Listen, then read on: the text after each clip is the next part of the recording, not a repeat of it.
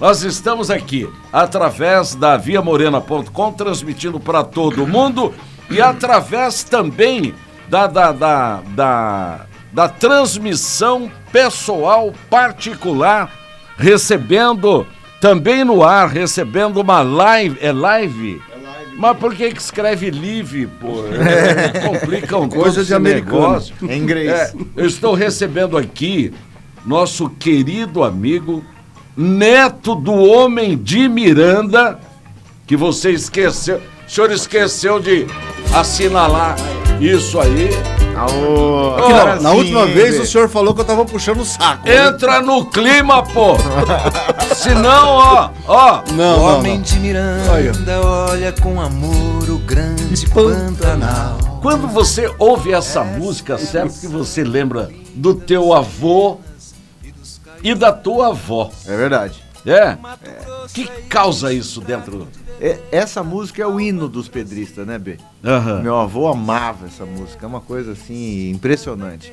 E ele ouvia isso aí até o final da vida. Ele tá com 80 e lá vai fumaça, ele ouvia, assoviava isso o dia inteiro. Eu lembro muito dele, muito dele lá na fazenda, na Petrópolis. Eu sempre, a minha imagem dele é lá. E você, estou conversando aqui com Pedrinho Pedrocian Neto. E você, com esse nome fortíssimo, com essa qualidade de conhecimento e trabalho, tá seguindo uma carreira política bonita. Obrigado, B. Obrigado. Eu tenho visto aí o teu movimento através das redes sociais. Isso é bacana. Obrigado, B. Eu tô no segundo ano como deputado estadual. Foi um ano passado muito bom, muito positivo. Trabalhamos muito, estreamos como deputado, porque eu tinha sido até então um técnico, um secretário, alguém que participava da gestão pública, mas sobretudo como um colaborador do executivo. Nunca tinha tido um cargo político, né? Nunca tinha disputado uma eleição. E ano passado eu debutei, estreiei nisso daí, e eu acho que fizemos um bom trabalho para o primeiro ano. Vice-líder do governador Eduardo Riedel na Assembleia Legislativa, membro da Comissão de Constituição e Justiça e Redação Final, que é a CCJ, comissão importante dentro da Assembleia Legislativa, presidente da Comissão de Orçamento e Finanças, aprovando projetos importantes no Parlamento e contribuindo para a construção desse governo, que eu acho que até agora tem tido bastante êxito, que é a construção do governo Eduardo Riedel. O Riedel está consideradíssimo como um homem tranquilo, um administrador competente e aprovado de ponta a ponta nesse estado. Isso é bom, né? Reflexo das ações dele, da forma como ele conduz a política, e ele sempre... Ele tem esse caminho, né? Ele foi um técnico que virou o político.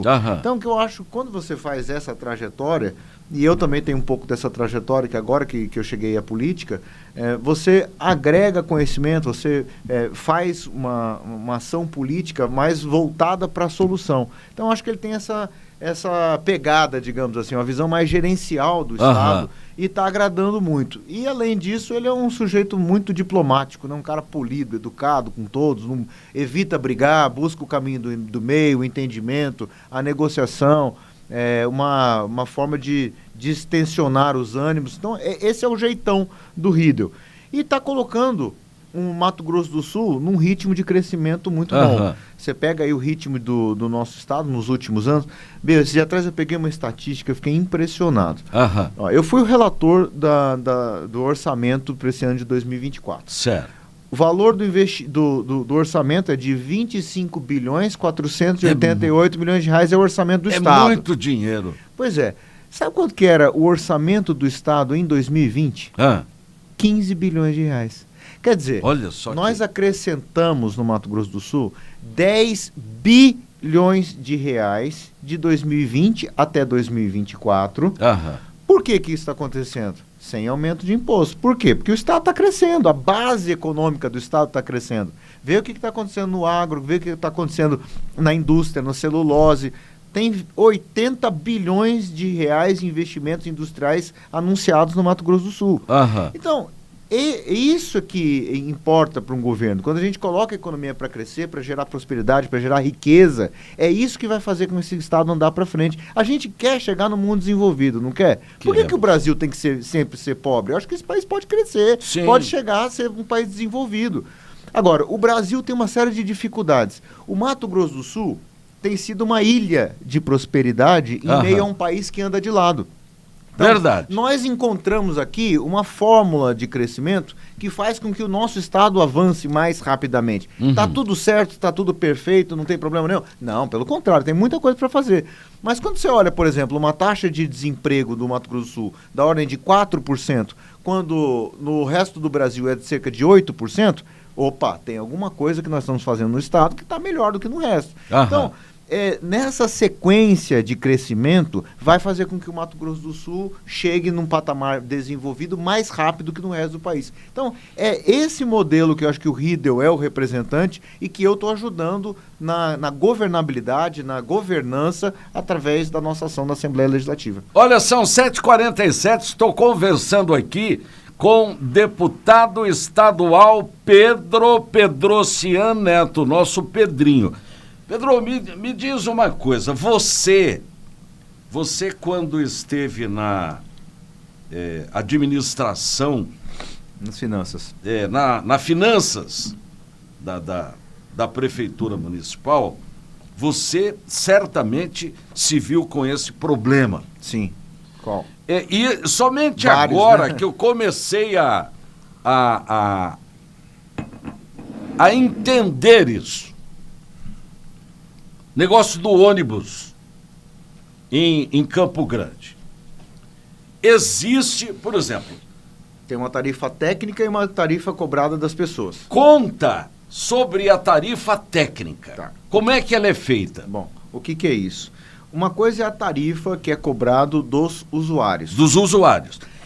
Essa tarifa cobrada dos usuários, quem determina é o prefeito, é a prefeita? É a agência de regulação, a AGEREG, que é um órgão autônomo, que tem orçamento próprio, que tem autonomia, que tem independência financeira, que tem um mandato eletivo que você não pode trocar de uma hora para outra. O presidente da AGEREG é uma agência de regulação que tem independência e um certo distanciamento do chefe do executivo, justamente para que ele possa tomar as decisões técnicas e que sejam acertadas e que vá fazer valer aquilo que está no contrato de concessão. Correto. Tá. Bom, então, essa tarifa que é cobrada dos usuários essa tarifa que é a geralzona, né? A tarifa do usuário. E tem a tarifa técnica. O que é a tarifa técnica? É a tarifa que está no contrato, que deveria ter sido cobrada. Se o contrato fosse reajustado conforme as regras previstas lá, quando ele foi lançado, a tarifa deveria ser a tarifa técnica. Só que, se você for reajustar e colocar a tarifa técnica para os usuários, eles não aguentam pagar. Ninguém consegue pagar. Então, o que aconteceu? Uma divergência entre a tarifa técnica, que é a que deveria, pelo contrato de concessão, ser cobrada, e aquela que efetivamente é cobrada dos usuários. Bom, a diferença entre essas duas coisas, alguém vai ter que pagar, certo? Qual é a discussão hoje? Que a prefeitura vai subsidiar a concessionária na diferença entre o valor entre uma tarifa e a outra. Esse é o pleito da concessionária. Tá? Aí o valor que isso deve ser feito, que aí é objeto de uma discussão. Tá? E na época que eu estava lá, não era a minha pasta, tá? Porque a pasta da regulação não era da finança. Não. Aí tem toda uma discussão em nível de governo, que qual é o valor do subsídio que a prefeitura deveria fazer ao consórcio Guaicurus para compensar a diferença entre o valor da tarifa efetivamente cobrada dos usuários e aquela que deveria ter sido cobrada pelo contrato. Por exemplo, se eu sou prefeito de Campo Grande, falo, a tarifa que vocês estão pagando aí é R$ 4,65, mas eu vou baixar para R$3. Eu posso fazer isso? Bom, ele pode, porém isso tem uma implicação jurídica, porque tem um contrato de concessão. Sim, mas esse contrato de concessão, desde 2019, os prefeitos que passaram nunca reajustaram de acordo com o contrato. É verdade. Então a prefeitura está devendo. Agora, se eu tenho uma empresa que prestam um serviço público. Sim. E não me remuneram, como é que querem ônibus novos, ônibus com assento de ouro, com ar refrigerado? Como é que eu vou fazer isso? É um problema que não é só de Campo Grande. Eu vou fazer igual minha tia Laura aqui. Quer enfiar uma faca no meu peito, pô? Não, é verdade. Tá? Então, o que está acontecendo? A necessidade cada vez maior do poder público, que é o poder concedente, de fazer um subsídio à concessionária para que ela possa bancar a diferença entre o valor cobrado do usuário e a tarifa que deveria ter sido cobrada conforme reza o contrato de concessão. Porém, o que está acontecendo? Esse não é um problema de Campo Grande, tá? Esse é um problema do Brasil e do mundo.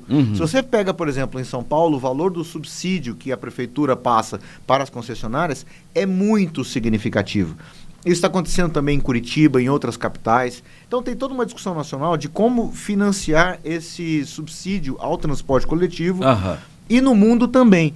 O que está acontecendo também em paralelo? Tem uma mudança na mobilidade urbana.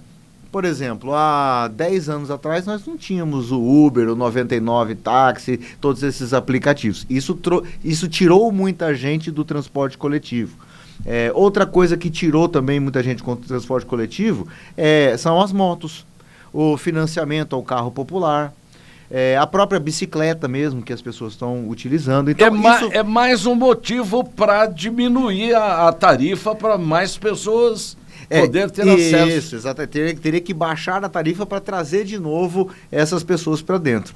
Mas pelo contrato de concessão que foi firmado lá em 2012, salvo engano, ele estabelece o seguinte: se cair o número de passageiros transportados, a tarifa tem que ser compensada para manter a mesma remuneração original pactuada no contrato. Mas esse é o problema. Mas não é aí, por exemplo, o governo do estado ajuda pagando a gratuidade dos alunos do ensino médio que utilizam. Governo federal tem dinheiro para isso, que é a mobilidade dos velhinhos. Mas ele não paga. Mas tem que pagar. Aí que tá, esse é o ponto. Agora está sobrando no lombo dos outros. Por exemplo, ele faz um subsídio cruzado. O que é isso? Ele estabelece a gratuidade, por exemplo, para o idoso, para a pessoa com deficiência, para o jovem estudante. E essas pessoas têm gratuidade para entrar no ônibus e compensa-se aumentando a tarifa dos pagantes para que esses possam dar entrada. Então, na medida que você aumenta as gratuidades, você tem uma implicação no contrato, que é aumentar a cobrança daqueles que são os pagantes. Então, isso afugenta as pessoas também. Sim. Então, o que a concessionária, o consórcio Guaicurus pleiteia, que aí eu acho que está correto, que faça a prefeitura, o ente público, pode ser o governo, o governo do estado, o município ou a União, possam fazer o pagamento dessas gratuidades de maneira que a gente possa reduzir a tarifa. Se houvesse esse pagamento pelo poder público das gratuidades, certamente a tarifa seria bem mais baixa e você traria novamente as pessoas para dentro do ônibus. Então, Pedrinho, é errado quando se diz que o consórcio Guaicurus quer o aumento da passagem de quem anda de ônibus. O consórcio Guaicurus quer simplesmente se manter, porque ele tem uma dívida de R$500 mil por mês. É um furo de caixa. E já foi até maior, viu, B? Então, agora, o que eu sei agora, que você... eu acho o seguinte, né? Não é só, aí também, não é olhar para o poder público e encontrar na prefeitura apenas uma solução para o negócio de transporte de ônibus, tá? Eu tenho defendido muito a tese de que o consórcio também, ele tem que fazer a lição de casa, tá? Tem que dar uma solução empresarial, não olhar apenas para o poder público e dizer assim, eu preciso de um subsídio. Ele precisa renovar a frota. Mas como é que eu vou renovar a frota? Agora, né, B? Mas ele deixou sucatear um tempão.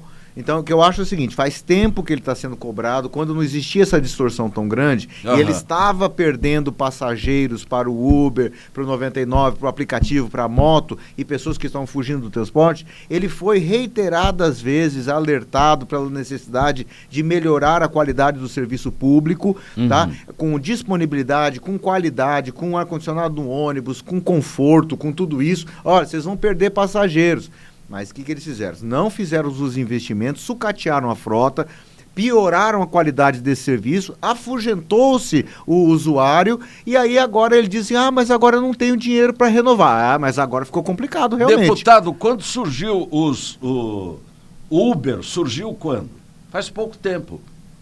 De 2019 para cá, os ônibus de Campo Grande estão se deteriorando. É verdade. Porque a prefeitura não paga a tarifa que ela deveria pagar. Concordo. Ela não complementa não isso complementa. daí. E prefeitos fazem aquela demagogia, eu não vou deixar aumentar o ônibus. Como? Mas não vai deixar, mas também não paga, não põe a mão no bolso, pô. Então... não tem almoço grátis, né? Vou fazer uma pergunta para você, que se você quiser, você pode até usar aquela tática. Eu sei que você não usa isso. Pula essa. Pula essa. Pula essa.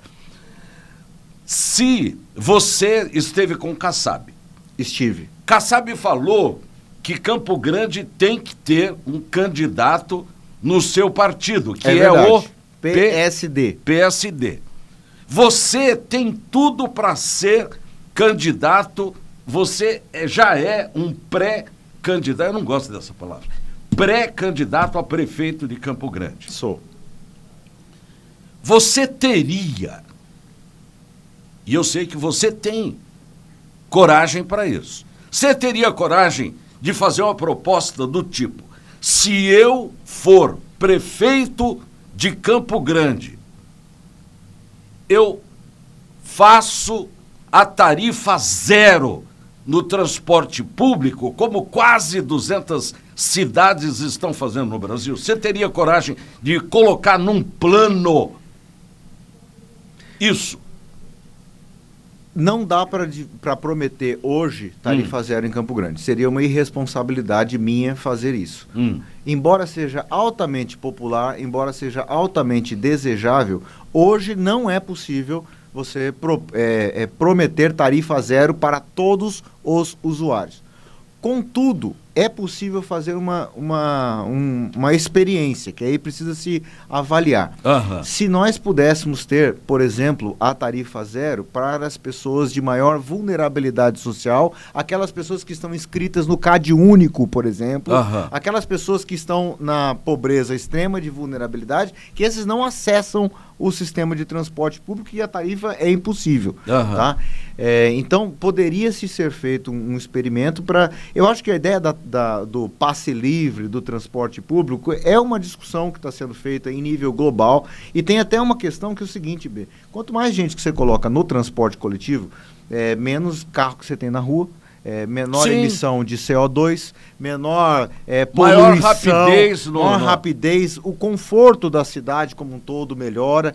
Se você for pegar nos países desenvolvidos, as pessoas usam muito o transporte coletivo. Por quê? Porque é bom, é de qualidade. Você vai para o exterior, você vai para uma Europa... Você vai para Londres, por exemplo. Vai para Londres, você tá ali... marcado lá o horário que ele vai chegar isso e ele chega. Isso que eu ia falar. Você olha no ponto de ônibus e fala assim, vai passar 7h45 ônibus. Você olha lá, 7h44, tá chegando 7h45, tá virando o ônibus, dobrando a esquina, porque ele chega. É religioso, chega. Então, você tem a qualidade, as pessoas estão usando o transporte coletivo no resto do mundo. Aqui no Brasil, a gente não usa porque o sistema é de péssima qualidade, ele é caro, a forma como a gente estabeleceu essa política de subsídios cruzados, tornou-se caro a passagem, então tem toda uma demanda reprimida. Então, na medida em que nós pudéssemos baratear essa tarifa e reduzir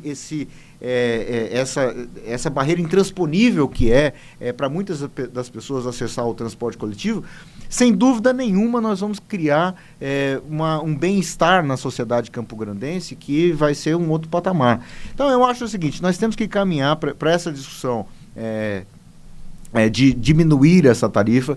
Eu não faria essa promessa, agora eu acho que dizer assim, falar zerar seria desejável, pode até dar voto, mas seria demagógico porque nós teríamos dificuldade nesse momento de tempo para fazer a implementação. O que eu acho que é possível fazer é nós estabelecermos a gratuidade para as pessoas de baixa renda que estejam no CAD único. Isso precisa ser feito o levantamento. Eu gostaria de estudar e até fazer essa proposta. Mas você, se você fosse prefeito, você deixaria esse calote que os prefeitos passados deram no transporte coletivo, levando ele praticamente à insolvência, como está sendo feito? De jeito nenhum, tá? Isso é uma questão fundamental, nós temos que ter o reequilíbrio desse contrato. Não adianta você fazer demagogia e segurar a tarifa e depois, por outro lado, não prestar o serviço e não fazer o subsídio. Que eu acho o seguinte, congela-se a tarifa, ou tem um reajuste mais baixo, ou pelo menos, no máximo, a inflação, mas não deixar essa tarifa crescer. Mas, por outro lado, aí a prefeitura, sim, ela tem que pegar e fazer o aporte para que o serviço possa funcionar. Muito obrigado por você ter vindo. Obrigado. Eu estava com essas perguntas entaladas no meu coração, porque até hoje nem nós jornalistas tínhamos conhecimento, e agora não se pode alegar mais ignorância sobre isso, de que a prefeitura dá o calote no transporte coletivo e deixa o povo com o transporte coletivo de baixa qualidade porque ela não cumpre a parte dela. Ela não cumpriu o Marquinhos, não cumpriu o Bernal, bom, esse não cumpriu nada, não cumpriu o Bernal, não cumpre a atual prefeita, quer dizer, eu espero que venha alguém que cumpra tudo isso. Obrigado por você ser candidato. Obrigado, B. São temas que a gente precisa enfrentar em Campo Grande. A questão do transporte coletivo é fundamental, não só apenas da visão do usuário. Essa cidade vai chegar em 1 milhão de habitantes em breve, B. Sim. E com uma cidade com 1 milhão de habitantes, nós vamos ter problemas de uma cidade que é uma metrópole. Nós somos uma das maiores cidades do Brasil, entre as 27 maiores cidades do Brasil. Então, veja como é que está a evolução do trânsito. A cidade perdeu muito em mobilidade nos últimos anos. Se nós não tivermos uma grande solução de mobilidade urbana, de transporte coletivo, se nós criarmos alternativas às ciclovias, à bicicleta, eu gosto muito de usar bicicleta, né?